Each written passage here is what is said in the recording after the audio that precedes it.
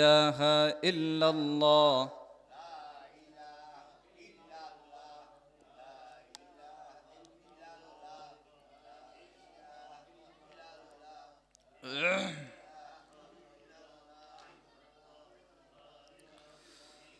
لا إله إلا الله محمد رسول الله صلى الله عليه وسلم আলহামদুলিল্লাহ আল্লাহ পাকের দরবারে লাখো কোটি শুকর ও সুজুদ যে মহান আল্লাহ পাক রব্বুল আলামিন আমাদেরকে আজকে জান্নাতুল ফেরদাউস জামে মসজিদ কমিটি এবং এলাকাবাসীর উদ্যোগে আয়োজিত বার্ষিক ওয়াজ ও মাহফিলের আসার এবং বসার মতো তৌফিক আমাদেরকে যে আল্লাহ তাআলা দান করেছেন, সবাই শুকরিয়া আদায় করি আলহামদুলিল্লাহ। ওয়াজ মাহফিল হইল জান্নাতের বাগান, এবং আমাদের মতো যারা মুসলমান আছি আমরা, আমাদের শিক্ষার জায়গা। ওয়াজ মাহফিল মানে একটা ক্লাস, এখান থেকে আমরা শিখি। ওয়াজ মাহফিলের গুরুত্ব অনেক বেশি। বর্তমান জামানার যে অবস্থা, ওয়াজ মাহফিল, মসজিদের আলোচনা, জুমার বয়ান, মজলিস, হালকা, এগুলো না থাকলে মানুষ এমনিতেই গুনার দিকে ধাবিত হয় বেশি। এই ওয়াজ মাহফিল না থাকলে মানুষের অবস্থা আরো খারাপ হয়ে যাবে।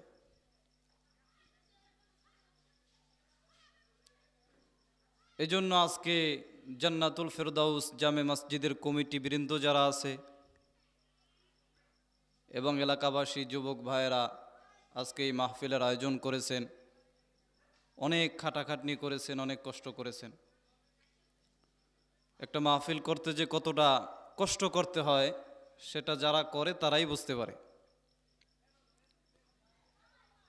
যারা শ্রম দিয়েছেন, টাকা পয়সা দিয়ে সহযোগিতা করেছেন, আমরা তাদের জন্য দোয়া করি আল্লাহ তাআলা এই সহযোগিতার বিনিময় দুনিয়াতে শান্তি, পরকালে চির মুক্তির ব্যবস্থা করে দিক। আজকে মাগরিবের পর থেকে বয়ান করেছেন আপনাদের মসজিদের ইমাম ও খতিব সাহেব, চমৎকার আলোচনা করেছেন। আমরা তার জন্য দোয়া করি আল্লাহ তাআলা তার হায়াতের ভিতরে, ইলমের ভিতরে আরো বারাকা দান করুক, পড়ে না আমিন। আমি একটা আয়াত তেলাওয়াত করেছি। আল্লাহ পাক রব্বুল আলামিন বলেন, ওয়ামা খালাকুতুল জিন্না ওয়াল ইনসা ইল্লা লিয়াবুদুন।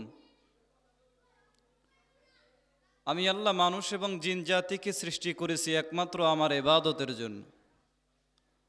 আমাদেরকে আল্লাহ কেন সৃষ্টি করছেন? কথা বলতে হবে। ক্লাসের ভিতরে যদি কথা না বলে তাহলে ক্লাসের কোনো মজা নাই। কি কথা ঠিক না?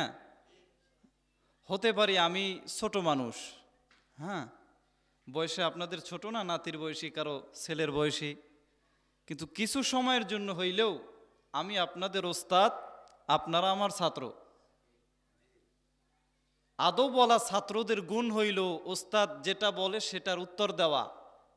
ওস্তাদ যদি প্রশ্ন করে প্রশ্নের সঠিক অ্যান্সার দেওয়া ছাত্রের দায়িত্ব। আমি শুনেছি মানিকগঞ্জের মুসলমান খুব ইসলাম প্রিয়, দিন প্রিয়, ইসলামকে খুব মহব্বত করে, নবীকে খুব মহব্বত করে, আল্লাহকে খুব ভালোবাসে। শুনেছি এবং যতটুকু দেখেছি তাতে আমার সেটাই মনে হয়েছে যে মানিকগঞ্জের মুসলমান খুবই ইসলাম প্রিয়। কি কথা কি ঠিক নেবে? ঠিক। যাক, আলহামদুলিল্লাহ। আলোচনার মূল বিষয় হলো আল্লাহ তাআলা যে আয়াত আমি তেলাওয়াত করেছি, আল্লাহ বলেন, আমি আল্লাহ মানুষ এবং জিন জাতি সৃষ্টি করেছি একমাত্র আমি আল্লাহর ইবাদত করার জন্য। অর্থাৎ আমাদের মূল কাজ, মূল দায়িত্ব হলো আল্লাহর ইবাদত করা। তাহলে বলতে পারেন, হুজুর আমরা যে দুনিয়ার কাজ করি, এই যে দুনিয়ার এত কামাই বাণিজ্য করতেছি, চাকরি করতেছি, ব্যবসা করতেছি, এটা কি আমাদের কাজ না? বলে না, এটাও কাজ, এটাও ইবাদত। এটাও কি ইবাদত? মুমিন বান্দা, ইমানদার যারা আছে তারা যা করবে সবই ইবাদত, কিন্তু দুইটা শর্তের বিনিময়। এক নম্বর শর্ত হইল, বান্দা যা করবে একমাত্র আল্লাহকে রাজি খুশি করার জন্য। যা করবে কাকে রাজি খুশি করার জন্য? এই যে আজকে আমরা মাহফিলে আসলাম, এখানে বসলাম, দিনী আলোচনা শুনলাম, শোনার জন্য বসলাম, এটা কাকে খুশি করার জন্য? আল্লাহকে। দুনিয়ার কোনো মানুষকে দেখানোর জন্য না, যে দেখো আমি আজকে মাহফিলে আসলাম,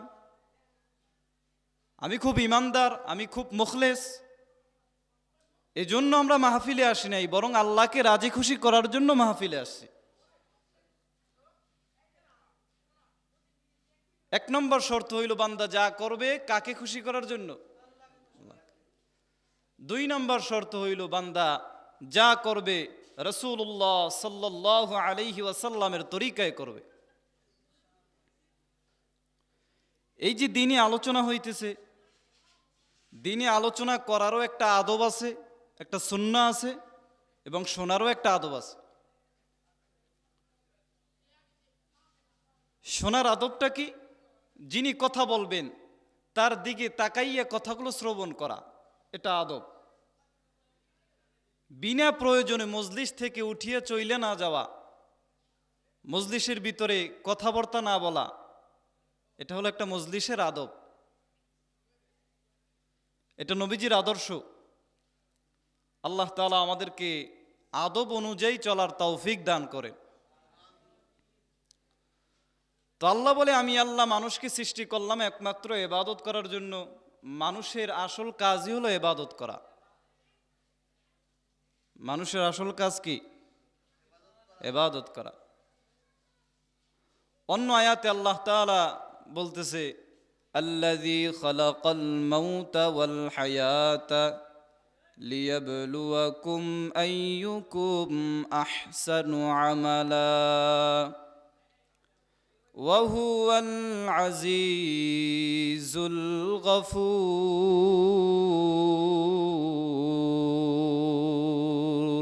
আল্লাহু আকবার। আর জোরে বলেন আল্লাহু আকবার। আল্লাহ তাআলা বলে, আমি আল্লাহ মানুষকে সৃষ্টি করলাম পরীক্ষা করার জন্য। বলে, আমি আল্লাহ পরীক্ষা করিয়া কি দেখব? আমি আল্লাহ তাআলা পরীক্ষা করিয়া দেখব যে কে বেশি ভালো আমল নিয়ে আমি আল্লাহর দরবারে আসতে পারে। কে বেশি ভালো আমল নিয়ে আমি আল্লাহর দরবারে আসতে পারে। আল্লাহ তাআলা বলেন নাই যে কে বেশি আমল নিয়ে আমার কাছে আসতে পারে। না, আল্লাহ তাআলা বলছে কে বেশি ভালো আমল নিয়ে আমার কাছে আসতে পারে। পয়গম্বর আলাইহিস সালাতু ওয়াস সালাম বলেন, আখলিস দীনাকা ইয়াকফিকাল আমালুল কলিল। তোমার ঈমানকে পরিশুদ্ধ করো, অল্প আমল ওই নাজাতের জন্য যথেষ্ট হয়ে যাবে। অর্থাৎ আল্লাহ তাআলা বুঝাইতে চাইছেন যে বেশি আমলের চাইতে ভালো আমলের মূল্য অনেক বেশি। বেশি আমলের চাইতে ভালো আমলের মূল্য কি? বেশি। আমাদেরকে যে আল্লাহ তাআলা ইবাদত করার জন্য পাঠাইছেন, এখন কি কি জিনিস ইবাদত, কোন কোন জিনিসকে ইবাদত বলা হয়, এটা গণনা কইরে বের করা সম্ভব না। এক কথায় মুমিন বান্দা যা করবে সবই ইবাদত। মুমিন বান্দা যা করবে সব কি? ইবাদত।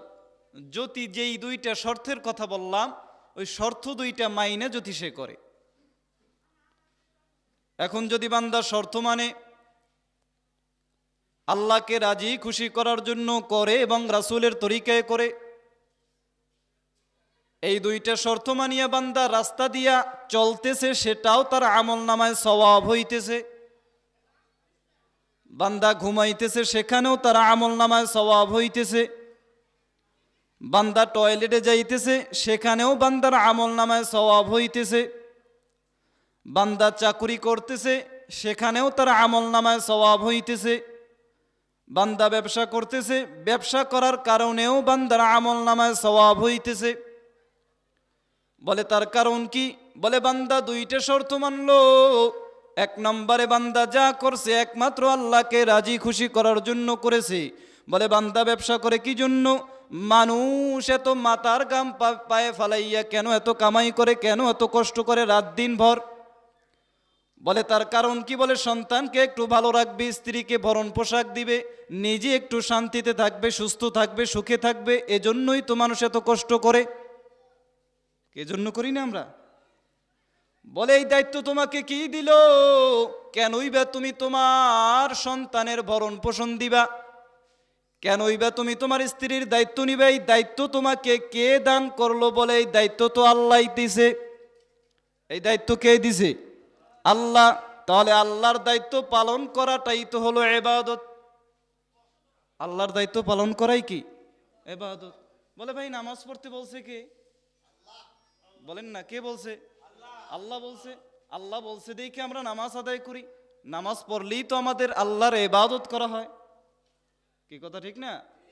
তার মানে আল্লাহ যেটা বলছে, রাসূল যেটা বলছে, সেটা করলেই ইবাদত হয়। আল্লাহ তাআলা বলে বান্দা তোমাদেরকে আমি আল্লাহ ইবাদতের জন্য বানাইলাম। আরে আল্লাহর গোলাম, অন্য আয়াতের ভিতরে আল্লাহ তাআলা বলে বান্দা আমি আল্লাহ পরীক্ষা করার জন্য পাঠাইলাম। পরীক্ষা করিয়া আমি আল্লাহ দেখব যে কে বেশি ভালো আমল নিয়ে আমার দরবারে আসতে পারে। কে বেশি ভালো আমল নিয়ে আমার দরবারে আসতে পারে। কথায় খুব লক্ষ্য করতে হবে। আল্লাহ বলে নাই যে বেশি আমল নিয়ে কে আসতে পারে। আল্লাহ বলছে কে বেশি ভালো আমল নিয়ে আমার দরবারে আসতে পারে। বেশি আমলের মূল্য নাই, কিন্তু ভালো আমলের মূল্য। ভালো আমলের কি মূল্য? পয়গম্বর আলাইহিস সালাতু ওয়াস সালাম যখন মেরাজে গেলেন, এই যে মেরাজ তো আসতেছে, মেরাজের মাস চলতেছে, সামনে আসতেছে রমজান মাস, বড় বরকতের মাস, রহমতের মাস। কি রমজান মাস আসতেছে না? মুসলমানদের তো খবর নাই। কয় এখন কি মাস চলে? কয় জানুয়ারি। হ্যাঁ, বাংলাটাও বলতে পারে, আরবির খবর নাই। কি কথা ঠিক না? কখন রমজান আসবে, হ্যাঁ, রমজানের প্রস্তুতি কখন নিতে হবে, সে খবর মুসলমানের নাই। 21শে ফেব্রুয়ারি কোন দিন হবে সেটা আমার মুখস্থ থাকে, কোনো সমস্যা নেই। আমার ছেলের জন্মদিন কবে, ইংলিশ তারিখে, সেটা আমার মুখস্থ আছে। কিন্তু রমজান মাস কবে আসবে, শবে বরাত আসতেছে, শাবান মাস চলে আসছে, বান্দার খবর নাই। হ্যাঁ, রজব মাস চলতেছে, বান্দার খবর নাই। এই রজব মাসে পয়গম্বর আলাইহিস সালাতু ওয়াস সালাম বেশি বেশি পরিমাণে ইবাদত করতেন, বেশি বেশি পরিমাণে রোজা রাখতেন। সাহাবায়ে কেরাম বলছেন যে কেউ যদি নবীজিকে রেগুলার না দেখে, প্রতিদিন না দেখে, তাহলে সে বুঝতেই পারবে না যে নবীজি আজকে রোজা আছে না নাই, রমজান মাস চলতেছে নাকি রজব মাস চলতেছে, সে বুঝতেই পারবে না। এত পরিমাণে বেশি রোজা রাখতেন নবীজি। এই রজব এবং শাবান মাস হলো রমজানের প্রস্তুতি নেওয়ার সময়। এই রজব এবং শাবান মাস কি রমজানের প্রস্তুতি নেওয়ার সময়। অর্থাৎ বান্দা এই রজব মাস এবং শাবান মাসেই প্রস্তুতি গ্রহণ করো। কেমন প্রস্তুতি? বলে বান্দা তুমি রমজান মাসে কেমন করিয়া ইবাদত করবা। বান্দা তুমি রমজান মাসে প্রতিদিন কয় পারা কোরআন তেলাওয়াত করবা, এখন থেকেই প্রস্তুতি নাও, পরিকল্পনা করো। রমজান মাসে কত নফলে ইবাদত করবা, এখন থেকেই প্রস্তুতি নাও, কারণ রমজানে নফল ইবাদতের ফজিলত অনেক বেশি। বলে কেউ যদি রমজান মাসে একটা নফল ইবাদত করে, একটা ফরজ ইবাদতের সওয়াব আল্লাহ তাআলা তার আমল নামায় দান করে দেয়। আসতে বললেন যে, জোরে বলেন না সুবহানাল্লাহ। রমজান মাসে যদি কেউ একটা ফরজ ইবাদত করে, 70টা ফরজ ইবাদতের সওয়াব আল্লাহ তাআলা তার আমল নামায় দান করে দেয়।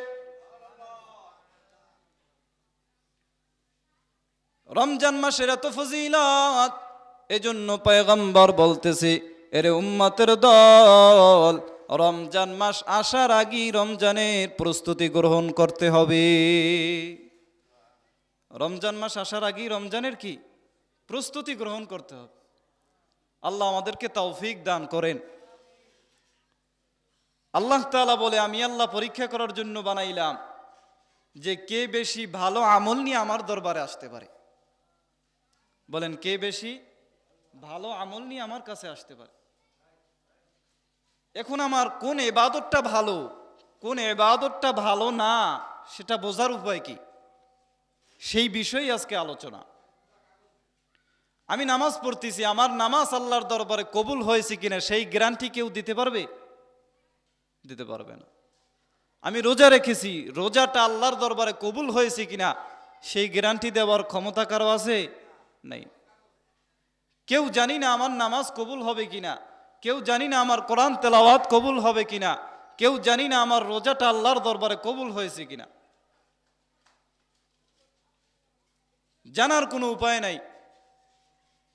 তবে এই জীবনের কোন নামাজটা আল্লাহর দরবারে কবুল হবে জানা নাই, এজন্য কি নামাজ না পড়ে বসে থাকবো?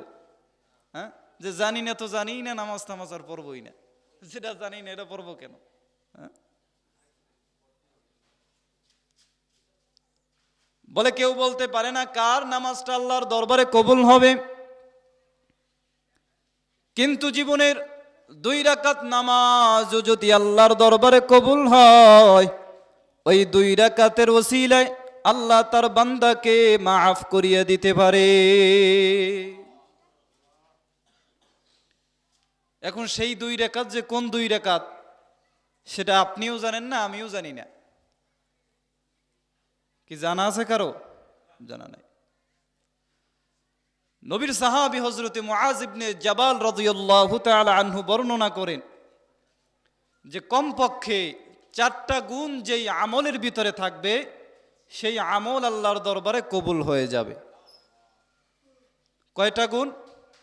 4টা গুণ। এই গুণগুলো আপনারা মুখস্থ করবেন ইনশাআল্লাহ। যেহেতু এটা একটা ক্লাস, বয়ান করলাম, সুর দিয়ে মজা লাগলো, কানের শোক লাগাই চলে গেলেন, এ বয়ান দিয়ে কোনো ফায়দা নাই।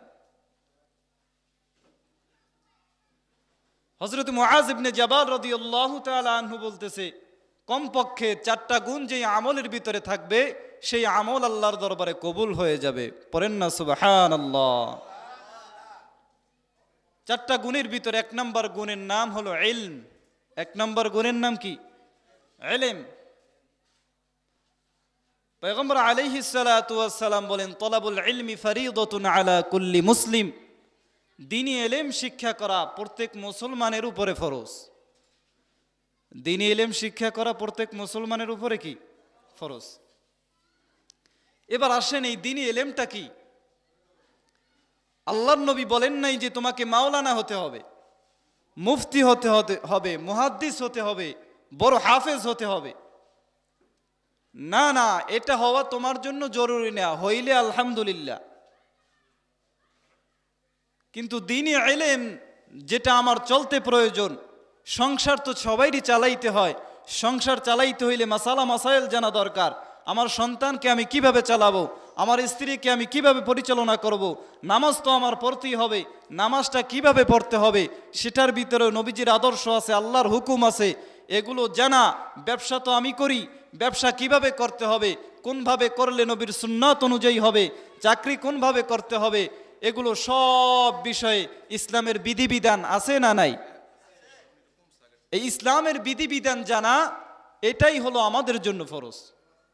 এটাই কি আমাদের জন্য ফরজ? এক কথায়, আমি দুনিয়াতে চলতে আমার যত মাসালা মাসাইল জানা দরকার, যত দোয়া দরুদ জানা দরকার, সূরা জানা দরকার, সব কিছু জানা আমার জন্য কি ফরজ।